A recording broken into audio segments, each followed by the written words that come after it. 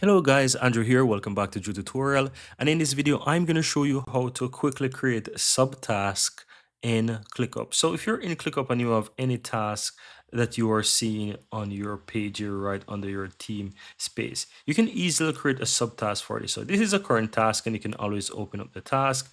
Right when you open up the task, you have all of your details regarding the task and the checklist and all of those things. Now, right here, you can add a subtask directly, as you can see when you open it. Alternatively, you can easily add subtask from this section as well. So if you click the plus right here, it's gonna give you a subtask, and you can call this one, I will call this one subtest, for example.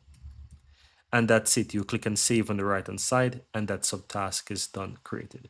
Now, if I click inside as well, let's go back right into this task and I scroll down, you see that I have a subtask and I can always add another subtask. So I'm going to call this one task 2 or task 3. Let's call it task 3 as a subtask. Click and save. And that's it. Now, if I go back out again, as you can see, there are 2 subtasks under this.